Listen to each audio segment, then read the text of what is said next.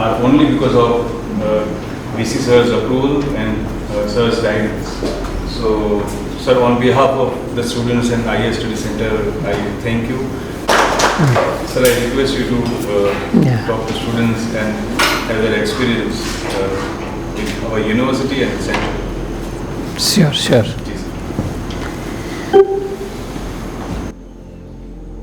So actually, providing this type of what you call guidance is very near to my heart.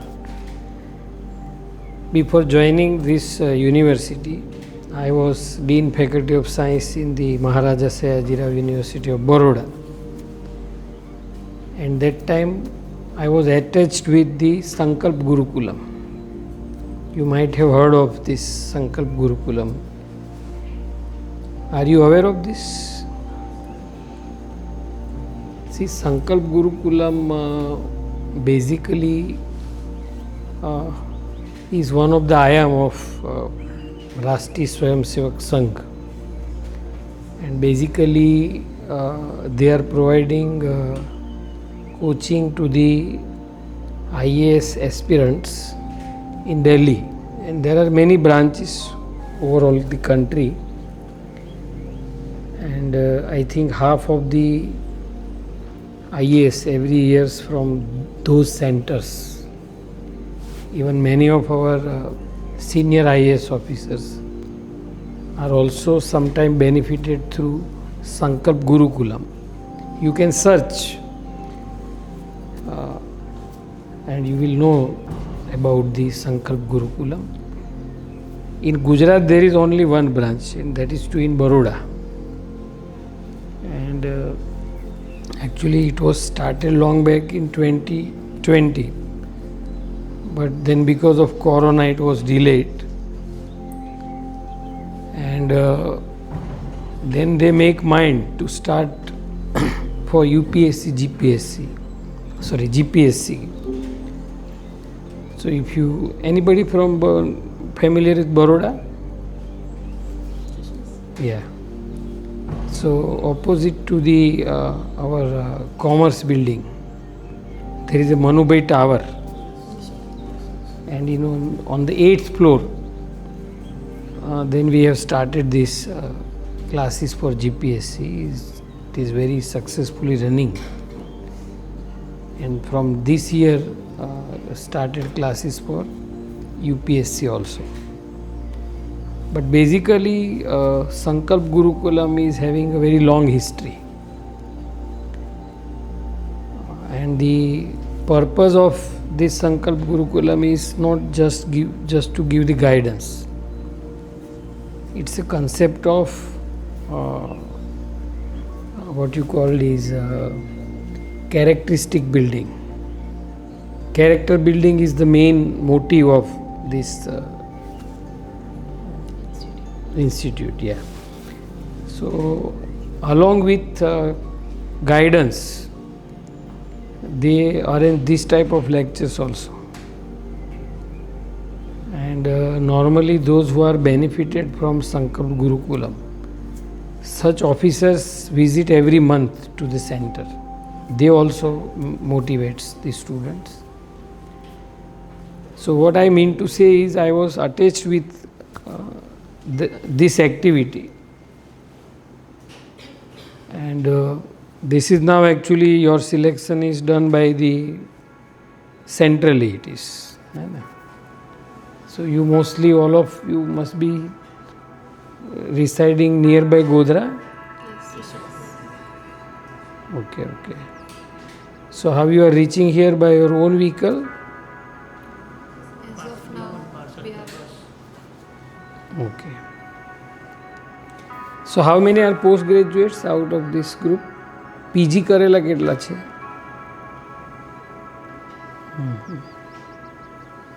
બાકી બધા UG વાળા છે. કેટલા લોકો આની તૈયારી અમુક સમયથી કરે છે એવા? અચ્છા, 5 લોકો. કોઈ એક્ઝામ પાસ કરી હોય એવું?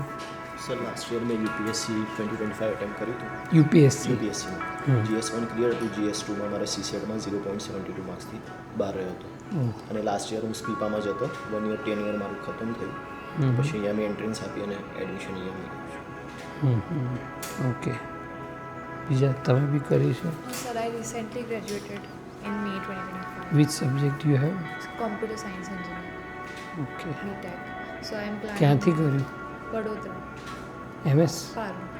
Okay So I'm planning to give an attempt in 2026.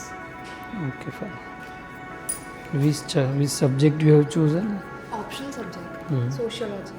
Sociology Yes. તમારો સબ્જેક્ટ સોશિયોલોજી છે સર બીજા તમે યસ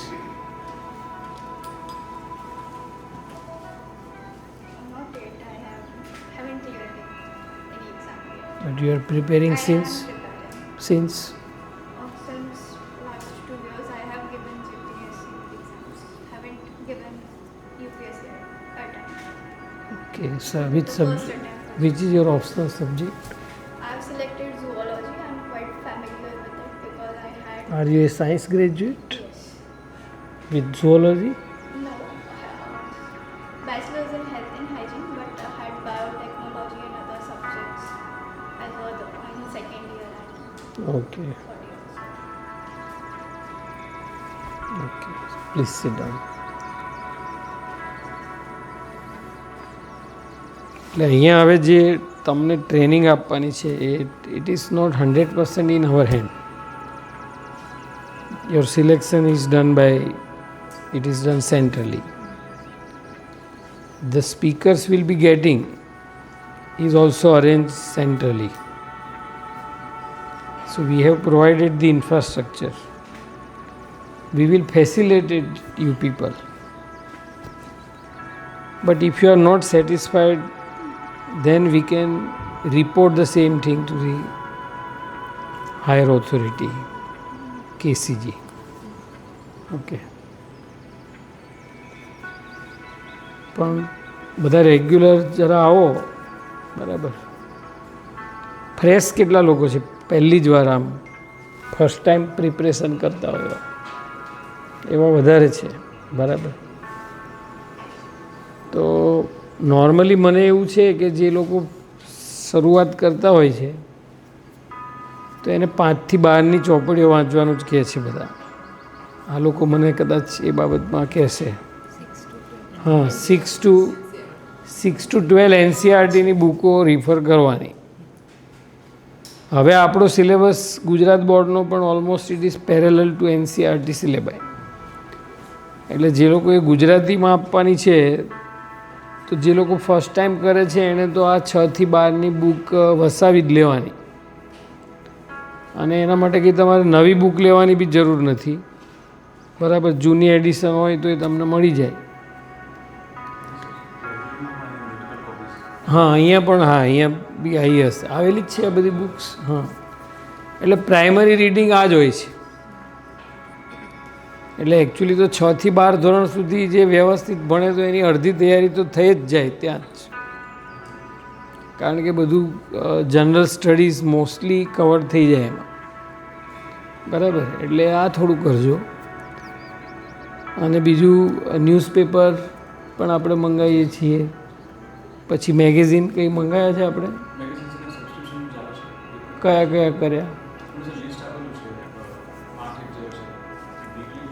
એટલે એક તો પ્રતિયોગિતા દર્પણ એ એક સારું મેગેઝિન આવે છે બીજું એક છે કોમ્પિટિટિવ સક્સેસ રિવ્યૂ એ બી તમને ખ્યાલમાં હશે બરાબર તો એવા અમુક મેગેઝિન આ બે તો મને ખ્યાલમાં છે બાકી બી હશે બરાબર તો આ બે તો એક સારા મેગેઝિન છે પ્રતિયોગિતા દર્પણ હિન્દીમાં છે અને પેલું આ જે છે કોમ્પિટિટિવ સક્સેસ રિવ્યૂ એ ઇંગ્લિશવાળું છે એ ઘણા ટાઈમથી પછી આની બુકો પણ હશે આની જે એક્ઝામના પેપર્સ થઈ ગયા ને પાસ પેપર્સ થોડી મલ્ટિપલ કોપી એ બુકો બી મંગાવજો અને બીજું આમાં શું છે કે તમે કઈ પેટર્નથી ભણો છો એ બહુ મહત્ત્વનું છે એટલે કોઈ પરિણામ આપણને ન મળે ને ત્યારે આપણે વિચારવું જોઈએ કે મારી પેટર્નમાં તો કંઈ ગડબડ નથી, બરાબર. બીજું એક નોર્મલી લોકો એવું કહેતા હોય કે આટલા બધા લોકો પરીક્ષા આપે, આ બધું એવું બધા સાંભળીને નર્વસ નહીં થવાનું ક્યારે પણ. આ તો તમારી સામે દર વખતે આવશે બધું. આ લાખો લોકો પરીક્ષા આપે, હજારો લોકો પરીક્ષા આપે. તમારે એવો એટીટ્યૂડ રાખવાનો કે હું તો મારે તો એક જ જગ્યા જોઈએ, એટલે જ્યાં સુધી એક જગ્યા હશે ત્યાં સુધી તમે જઈ શકશો. એક પણ જગ્યા ના હોય ત્યારે આપણે ના જઈ શકીએ. આપણા માટે તો એક જ જગ્યા જોઈએ, એવો અભિગમ રાખવાનો. ખ્યાલ આવ્યો? પછી તમારે જે તૈયારી છે તો તૈયારીમાં થોડું ડિસ્કસ કરવાનું રાખો. જો લાઇક માઇન્ડેડ લોકો હો તો થોડું ડિસ્કસ કરો તો શું છે કે અથવા તમે તૈયાર કર્યું હોય તો તમે બોલી જાઓ, કોઈ ના હોય તો અરીસા સામે બી બોલી જાઓ, એમનેમ બોલી જાઓ. આમ નોર્મલ ટેન્ડન્સી એવી છે કે કોઈ પણ વસ્તુ 3 વાર રિપીટ થાય તો એ તમે લખી શકો. એ તમે પોતે પણ અનુભવ્યું હશે. અને આખી શિક્ષણની આખી સિસ્ટમ જોઈ લો તમે. આપણે પ્રાઇમરીથી લઈ સેકન્ડરીને તમે જુઓ તો ફર્સ્ટ ટેસ્ટ, સેકન્ડ ટેસ્ટ ને ફાઇનલ એક્ઝામ, એવો આપણી એક પેટર્ન હતી. It is quite scientific. એટલા માટે છે કે કોઈ પણ વ્યક્તિ જો 3 રિવિઝન કરે તો એ પછી એને લગભગ લાંબો ટાઈમ સુધી એ વસ્તુને એ યાદ રાખી શકે. એટલે તમારે પણ આ વસ્તુ નક્કી કરવી જોઈએ કે તમે કંઈ બી વાંચો છો તો એ થોડું 3 વાર રિપીટ થશે, પછી તમે એને સારી રીતે એક્સપ્રેસ કરી શકશો. આપણે સ્વામી વિવેકાનંદ નથી. વિવેકાનંદને એવું હતું કે એકવાર વાંચીને પછી કાગળિયું ફેંકી દે તો એને ચાલે.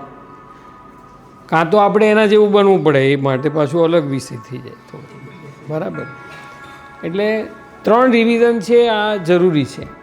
એટલે ઘણીવાર આપણે એકવાર વાંચીને પછી આપણે એવી કમ્પ્લેન કરીએ કે હું તો બહુ ભૂલી જાઉં છું ને, તો એ થોડું એ જરા જસ્ટિફાય નહીં થતું. કારણ કે એક વખતમાં તો આપણે ભૂલી જ જઈએ, કારણ કે આપણે સ્વામી વિવેકાનંદ નથી, બરાબર. એટલે એક વખતમાં આપણે ભૂલી જઈએ તો શું કરવું જોઈએ? તો નોર્મલી એવું છે કે તમે થોડું ઘણું વાંચવાની સાથે મુદ્દા લખવાનું, લખીને કરો તો બહુ સારું, પણ એ તો બહુ ટાઈમ કન્ઝ્યુમિંગ હોય. સાયન્સના વિદ્યાર્થીઓને થોડી આદત હોય, પણ એટલીસ્ટ તમે વાંચો પછી એના મુદ્દા તો લખો. એટલે ફર્સ્ટ રીડિંગમાં એટલીસ્ટ તમને મુદ્દા તો યાદ હોવા જોઈએ કે ભાઈ તમે અર્થશાસ્ત્રનું કંઈ થિયરી વાંચો છો તો ભાઈ અર્થશાસ્ત્રના કયા કયા પરિબળો એના ઉપર ભાગ ભજવે તો એ પરિબળો તો આપણે ખબર હોવી જોઈએ. એમ તમે ભૂગોળ વાંચો છો તો આબોહવા ઉપર અસર કરતા પરિબળો, તો પહેલી વાર પરિબળો યાદ રાખો, પછી એ પરિબળ પાછળનું વૈજ્ઞાનિક કોઈ અભિગમ હોય તો એને યાદ રાખો.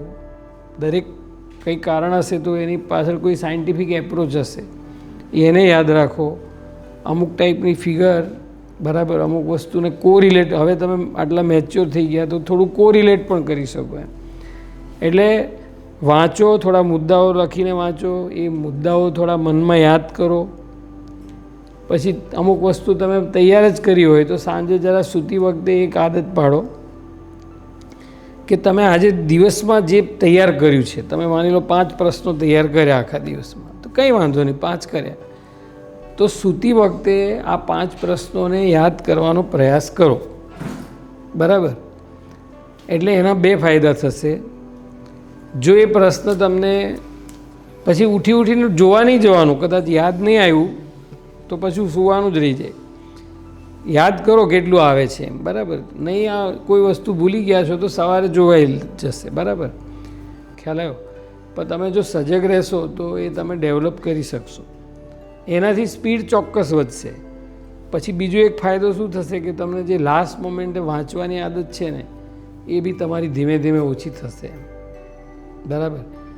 આ તમે થોડું અને એ કરશો ને તો તમે વગર રિવિઝન પરીક્ષા આપી શકો એ સિચ્યુએશનમાં તમે આવો. ખાલી તમારા જે તમારું ઓપ્શનલ પેપર છે એમાં એટલીસ્ટ. બીજામાં તો તમારે લાસ્ટ મોમેન્ટ સુધી જોવું પડે થોડું.